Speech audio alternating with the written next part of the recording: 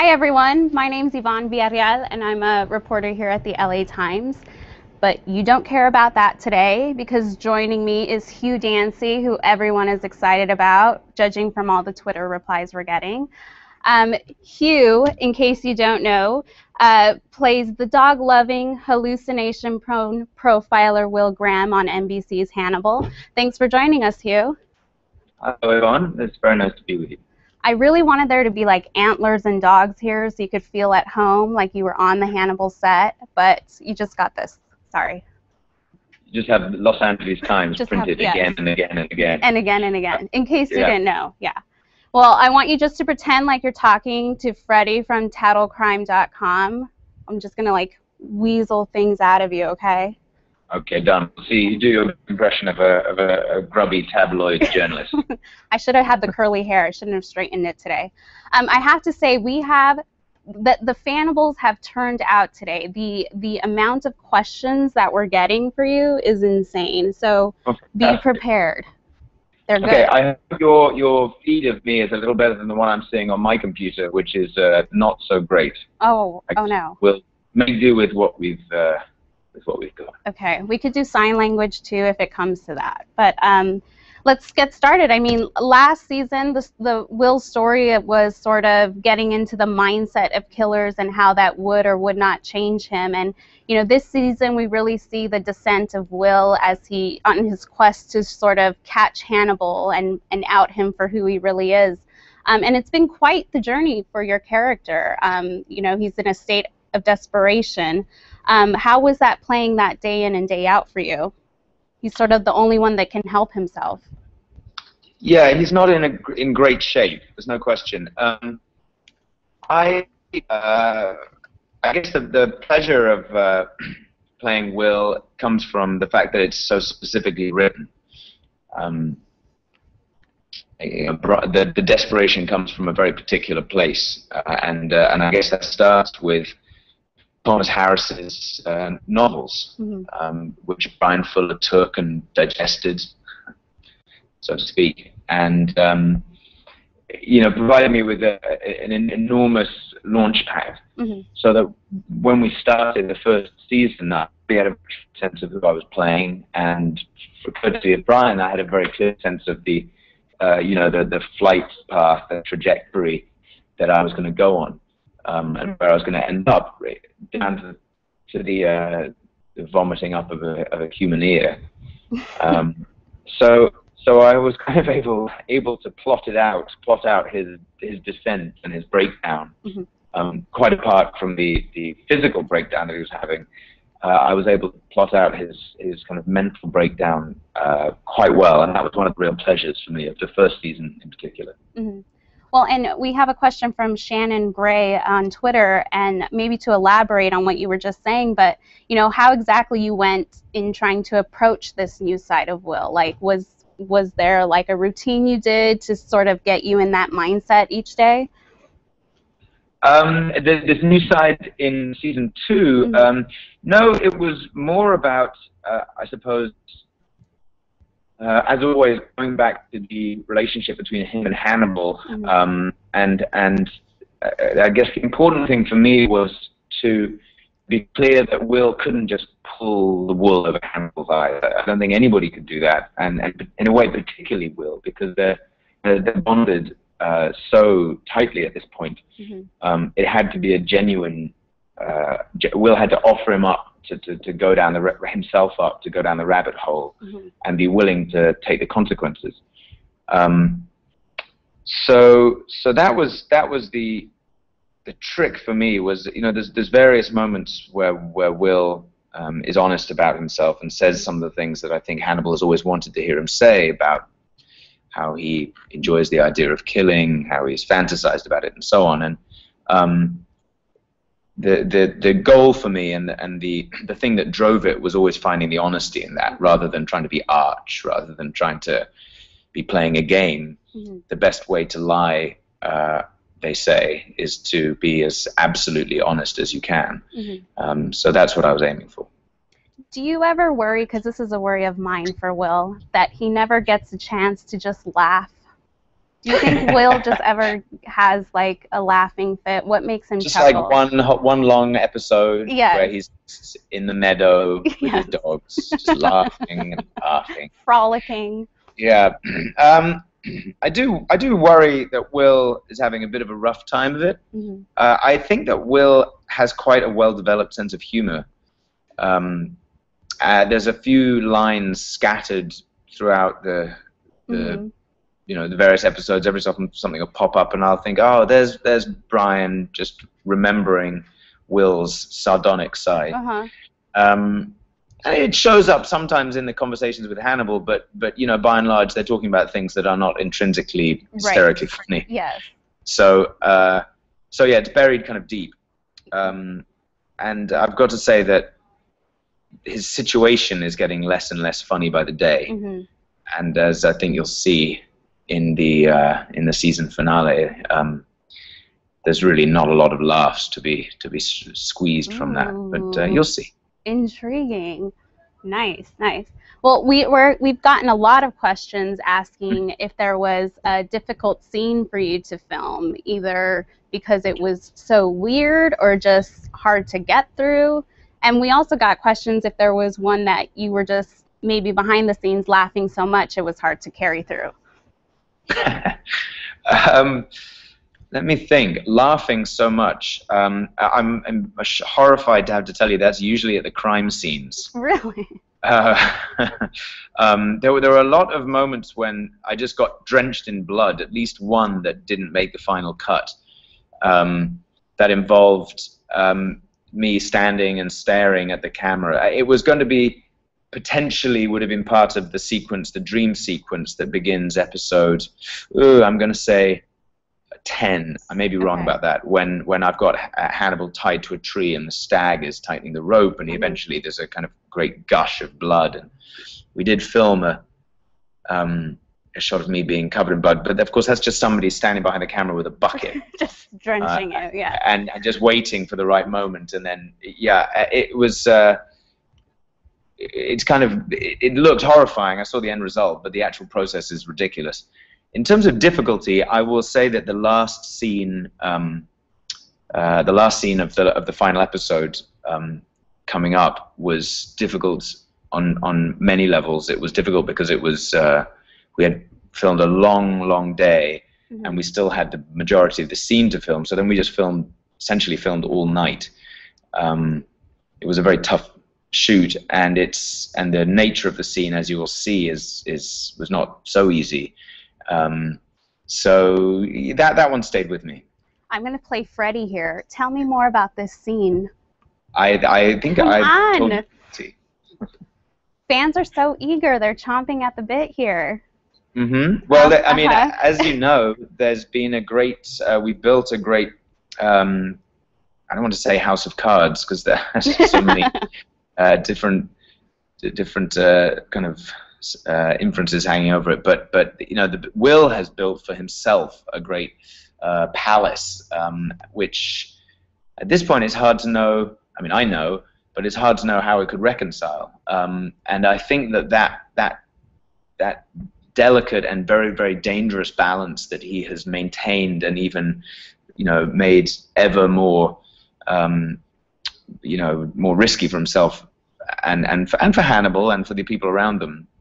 That sustains right up to the end of this season. Well, let's travel back a little bit. I mean, was there any hesitation on your part about taking on this role? Did you have to really think about, is this something I want to stick with for, you know, carry out? Well, that was the question for me. You're signing up, as with any TV show, for potentially for a very long time. So I suppose there were two questions in my mind. Initially, when I first heard about it, was why would you make a TV show of Hannibal or of the Thomas Harris books when they've been so thoroughly portrayed on screen and so successfully? And then I met Brian, and he explained to me, or really I read his script for the first episode, and I saw the richness that he brought to that, and then met him, and he gave me an overview of what he saw as being the first several seasons. But more to the point, he gave me some insight into the the psychological direction he wanted to take it in, and I thought, okay, that makes perfect sense. That's perfectly suited to television. And also, it answered my second question, which was, how will I feel 4 years from now? I thought that these seasons sound so distinct and so rich that I don't feel like I run the risk of running out or being bored or whatever it might be. Well, we had another question from a fan, and it's kind of getting lost in all this mayhem here, but I remember it, which was, do you have a favorite scene, or like, is there a scene from the book that you're looking forward to maybe seeing on the TV show? There's a scene I've always there are several. I'm really interested to get into the Red Dragon, Francis Dolarhyde's story, because I think that at this stage we've already prefigured it a little bit. Obviously, we saw Freddy, or not Freddy, but as it were, in the flaming wheelchair and so on. So I think that means, by definition, that were we to get to that point, Brian would have earned the right, and in fact would have to take that in a slightly different direction. I look forward to that. He's so good at doing that, and without being disrespectful to the source material. Specifically, there's the scene when Will, I think, visits Hannibal for the first time in Red Dragon, obviously having put him away, and there's an exchange. Hannibal says something like, "Do you think that you caught me because you're more intelligent than me?" And Will says absolutely not. And I'd be interested to see, given everything that we've played already, how that scene would play out. Well, speaking of season 3, and this might be like a tawdry question, but Will get his... You're in the role of Freddy today, so you can be as tawdry as tawdry as I want. Do you think Will get a handle on his perspiration? What kind of antiperspirant do you think he uses? What was that? What kind of deodorant did you say? Yes. This is tattle crime. Maybe some kind of musk. I don't know. I'm sorry to say that I don't think Will is ever going to be entirely perspiration free. Or to put it in a different way, I don't think he's ever going to have a fully easy night's sleep. I mean, actually, those scenes, that description, all comes from Red Dragon when he's pulled back into that world and he's on the trail of Francis Dolarhyde for the first time, and he's opened his mind up to that part of himself, and he's in a motel room, and he's wakes up in the middle of the night drenched in sweat. He changes his t-shirt. And if I remember rightly, he raids the minibar and drinks like every bottle of vodka that he can get his hands on. So there's Nice. There's a kind of sadness to Will that we haven't even begun to plunder yet. Well, and I can't remember if it was Hannibal that said this of Will, but I think it was. And he said, we can't define Will. And do you find that to be true? And if I ask you to try to define him, what would your answer be? I don't know that I could easily define him. I have I think a fairly clear and rich understanding of how his mind works. I guess what I did realize in the first season was that in order for him to be properly shown on screen, you needed to see him at home in that little sanctuary that he created, and specifically with his dogs, to see that warmth that he has, the kindness, and also the need for affection that humanizes him somewhat. And you also need to see the places that he goes to in his mind, and specifically see him killing people, when he's walking in the shoes of the killers that he's investigating, and you realize, A, the darkness that he's capable of, but B, the weight that he has to carry around with him. Right. And I think if you have those two different poles, then you begin to understand, the fullness of who he is, and then it's a fun character because you're scared of him, you sympathize with him. If you just have the guy in the middle who's a bit socially inadequate and rude, and i.e. the guy who walks around the halls of the FBI, that's just not a very nice guy. Right. So you need the other two things. Well, speaking of the dogs, I like want there to be like an entire web series where it's just like Will and the dogs. My favorite line from the last episode was, "What did you feed my dogs?" Yes. Do you have do you have a favorite dog or some fun moments? It must be a weird thing to sort of have scenes with dogs because they're not always the most reliable in getting stuff done. No, sometimes. the dogs are delightful. They're not like highly trained actors. So it's all right when they've got to run around and be excited and eat. They can do that pretty well, unless it's 4 in the morning. But by and large, they respond well to food. Actually, like a lot of actors. But when they have to be still and asleep, that can take up a lot of time on a call sheet. I have an affection for Heidi. Heidi is the dog who plays the very first dog that I find in the street in season 1. Heidi, Heidi is the real name, but Heidi is in fact a boy. I don't understand how that came about, but I just have sentimental attachment to Heidi. I like Heidi too. We have an odd question coming from. No doubt. Yes. Yeah. And I know that you will give a great response, but it's about if you could eat a body part from a person, which would you prefer? Look at your eyes. This is the LA Times, Hugh Dancy. Did you know that? Let me see. I mean, I already like kind of eating offal, right? I like eating the organs. I mean, I do subscribe to the notion that you should honor the whole animal as best as possible, and I happen to like that. I like liver and kidney and brains and sweetbreads and so on, although I never really understood how people could like tripe, but that's, at least I've tried it. So I guess I would have to go down that road. I guess I'd be interested to see what you could do with a human brain. Interesting. I don't need to know whose brain, just a brain. Just a brain. Well, and you've made dinner for Mad, right? Like, I mean, Max, the fans want to know what you made for him.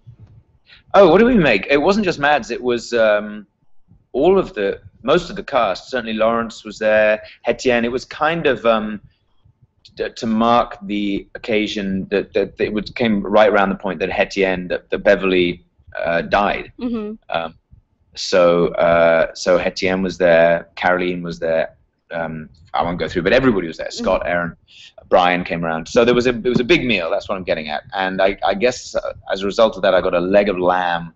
Let me see. It's going to be one of the least interesting answers, but it was eggplants. I remember I tried to do as much of it the day before as I could. It was a very domesticated little moment actually in my life, up till about 3 p.m. when we'd eaten all the lamb. And then we drank all the wine, and then we just started zigzagging through whatever other beverages there were in my house, and then it was suddenly 9 p.m. And then the next day we did the photo shoot for the poster. So that shot of me in the mask, kind of glowering, like I really was feeling pretty sinister at the time. Yeah. And do you listen to like classical music and are like all over the food? Like Hannibal? Oh, right. In that Hannibal-esque way? No, and I don't think I was wearing an apron either. Nice. Well, can we talk a little bit about this relationship between Hannibal and Will? And I love how they're dubbed Hannagram. I hope you love that too. But what do you find? Oh, yeah. I didn't know that. Yeah, Hannagram's the thing. What do you find intriguing about it, or weird about it, or hard to grasp? Actually, I don't find anything hard to grasp about it, except for the fact that the two individuals are hard to grasp. And I think, in a way, that's what explains it, that they're very unique, or at least they had imagined they were unique until they saw each other. Obviously, it took Will longer to appreciate that because he didn't quite realize what he was dealing with in Hannibal. But Hannibal sees it instantly. And that's what explains it for me. It's two people who have been, Will probably wears it heavier, but still essentially alone in the world, and then see some kind of maybe not mirror image, but the other side of their coin. So that explains. I mean, that for me explains the love really that they have for each other. I mean, it's a genuine deep feeling that they have for each other. But the other thing that they have is shared enthusiasm. They both, I mean, coming at it from different angles, but they both happen to be drawn to this this world of murder and very dark things. And I like playing in the first season. In the second episode of the first season, when I go for my therapy with Hannibal, the kind of key that unlocked the relationship for me is when we start talking about, almost so as to have something to talk about, to change the subject, because it's getting a little difficult, a little heavy, and then we start talking about the case of that week, which is the mushroom man, and they just immediately are sparking off each other and weirdly enjoying it, because and the analogy I always use is it's like somebody who's always played chess on his own and doesn't realize you can play it with somebody else, and then another person walks into the room with a set and your mind is blown. So there's a pleasure and a humor there. I mean, you touched on the humor earlier. I think that they both they both tickle each other and inspire a million tweets. There is no tickling scene in the final episode of this season, just to be clear. But I think you know what I'm trying to say. Yes. Although, can we maybe try that for season 3? I think a lot of people would like that. Yeah, because we had a question if you thought there was sexual tension between them. I don't think so. I think it's strictly platonic. I mean, I think the closest we come to that in this last season was in the episode in which I'm sleeping with Margot, and then in my head it goes into, well, I think most people have probably seen it, but the next thing you know, in my mind I'm sleeping with Caroline, and then Maz is in bed with her, and then that was a funny one to film. And then the stag man is there. I've almost forgot the stag man. He pops up at the most uncomfortable moments. Yes. But that to me was not about a sexual tension between Will and Hannibal. It was more, well, actually, I mean, it was literally, I think, about the fact that that Will is still, I suppose, pining for is maybe putting it too strongly, but that he's kind of using Margot, and in his mind he is sleeping with Alana, but that even that thing has been poisoned by the fact that Hannibal has co-opted Alana and drawn him into her world. That's how I viewed it. Beyond that, no, I think it's platonic, but I think it's not like two guys who are friends, it's a rich, deep love. Yeah. Well, you're talking about the hallucinations. I mean, a lot of times we see you just have to stand there or sit there, and then the magic comes in editing where, they put in what you're hallucinating. Do you ever sit down and watch an episode to see what was I how did they make it look after all?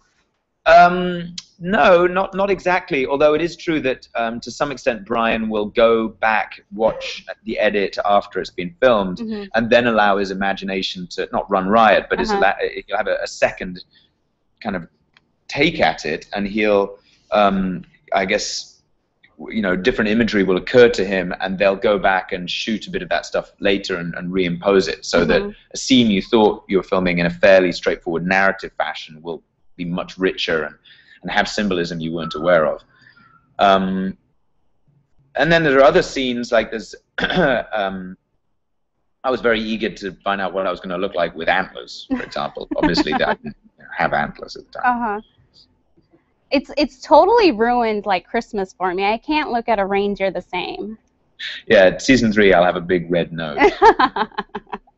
Well, we had a question asking whether we'd ever see Hannibal the Musical. You've done some stage productions. Can we make this happen? I think you just have to cast somebody else. I'm not renowned for my dulcet tones. But I suppose I can imagine that. Look, they've just done it to Rocky, so why not? I wanted to see that while I was out there, and I didn't get a chance. Well, and you did. I saw you in Venus in Fur. Like, do you have any plans to do another production soon? Is there time? I know you got this movie. You're working on this movie too. The difficulty, you know, yeah. I mean, Hannibal obviously takes up a lot of the year, and the advantage of that is that you can, you know, commit yourself to your family in between. So, and the theatre production by and large is a very big commitment. If you're lucky, you can find something that's only 3 months. Right. But that's about the best version of it. Not that I wouldn't want to do longer, but being realistic. So we'll see. I hope so. Okay. We have a sort of literature question from Shannon Gray. She wants to know what book you would recommend for summer reading. Summer reading, kind of on a beach? Anywhere. Well, let me see. I was just reading over the course of shooting the last season. I got stuck into a lot of, I guess, pulp crime fiction, ranging from really kind of obscure stuff that I can't even remember now to what I really loved was the Raymond Chandler novels, the Philip Marlowe books, The Big Sleep, etc., etc. So if you've ever liked a good thriller and you want to read someone with a completely inimitable style that's so specific that now everybody else just copies it and thinks it's easy, then read some Raymond Chandler. Read some Raymond Chandler. Well, we have a question from Serena Tan wondering, do you ever get taken aback when Lawrence Fishburne raises his voice? Not anymore. Not anymore? Well, although he does like to wait until the 3rd or 4th take to really go for it. Yeah, and then I'm pretty good. I'll keep level because usually Will is pretty stoic about that kind of thing, and Lawrence is, you know, pretty stern and fierce. And then they'll say cut, and I'll catch his eye, and he's kind of here. Yeah, I did it. You knew I would. The first time he did that was in the scene in the first episode of the first season in the men's room when he comes in and screams at the other guy, the extra who's playing an FBI agent, like, use the ladies' room. Yeah, and he just wanted to pee. He went in at like 10 times greater volume than anybody had anticipated, and basically from that point onwards we learned what we were up against. Do you? I mean, would you ever want to direct an episode, or do you think that's like extremely daunting on a set like this? It is daunting. It's intriguing. It's the first time I've worked so closely with you know, a series of directors, as you do in TV, at least in the States. You know, every episode is directed by somebody different, and you quickly come to realize how much their personalities will color the set and the work, obviously, and the finished product, and just how different an approach every director has. There is no perfect approach. There's just how you do it. There's the approach that would be right for you. So it sets your mind thinking. At the same time, I feel like I have enough on my plate. The idea of trying to get my stuff right, and then stopping and turning around and somehow thinking of things to say to Lawrence, let's say, or our amazing camera crew who are so, you know, on top of their game. It's not something I take lightly at all. Well, and I mean, Brian has said that we'll see Molly's arrival in season 3. Does that excite you? Who would you like to see in that part? That's interesting. I didn't know that. The fans knew. Well, that does make sense. I don't know. No. I think that Brian's casting has been consistent, and it's not just Brian. I mean, obviously, you know, we have casting directors and so on. But the casting has been interesting and always off kilter, and every time he's come up with a suggestion. I mean, for example, when we were talking about Chilton in the first season, and I was, you know, I guess I had some probably fairly uninspired ideas, and he said, well, what do you think about Raul Esparza? And it just made so much sense instantly. Somebody who could bring their own print to that character that would reflect what was, you know, the way he was described in the novels, that would that would be new and funny. I'd seen Raoul on stage several times, and he's always brought that, I mean, in different ways because he's a great actor, but that kind of peacocking quality. Yeah, so all I'm saying really is that I just implicitly trust Brian. Do you find, I know like when you're on a set of a show like this, like the horror and the gruesomeness is kind of like, it's not really there because you see how it's really made, but do you find that you ever have nightmares, and is it a set that like you bring Claire and the baby to? Oh yeah, I would bring Claire and the baby to the set. I mean, it's your place of work, and actually one of the great privileges that we have is that we can visit each other on set, and even more to the point, bring our baby, which is not something that everybody gets to do. And why not take advantage of that? Particularly since we're often away and so on. But that's not really what you're getting at. I love all the gore, the blood. It has never given me a moment's pause for hesitation. Basically, that's true.